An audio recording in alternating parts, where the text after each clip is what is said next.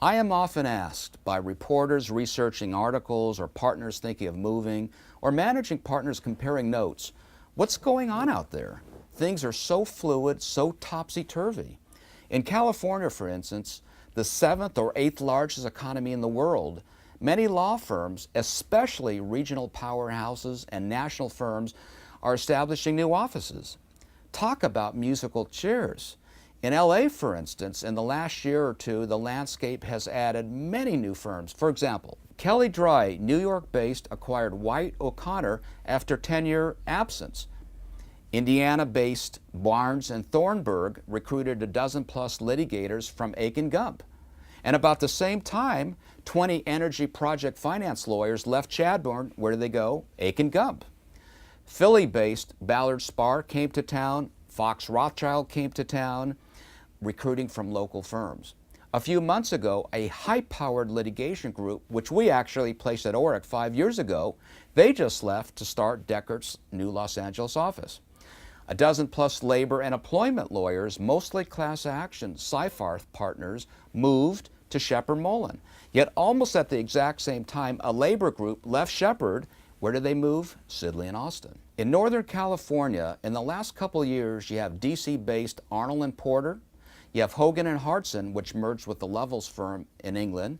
You have Texas-based firms Vincent and Elkins and Baker and Botts planting their flag. Alston and Bird, which merged with LA's Weston Bunchoof a few years ago, they grabbed Aiken Gump's Silicon Valley office, and they've recruited many laterals from a number of firms. Earlier this year, we facilitated a merger of Sacramento office of Bullivant Hauser with Locke Lord. They've been in growth mode, and this was Sacramento. Last year, Greenberg Traurig gobbled up a strong intellectual property group from Weil Gotshal, opening up its San Francisco office and adding to its Silicon Valley office. That's just a few of the firms that come to mind. The legal marketplace simply has and will continue to have a lot of new players, and this is all over the nation. In fact, some of our other high priority searches for national firms looking to set up shop or expanding their footprint are in areas like Houston, Dallas, Atlanta, Florida, all growth areas. Things are changing.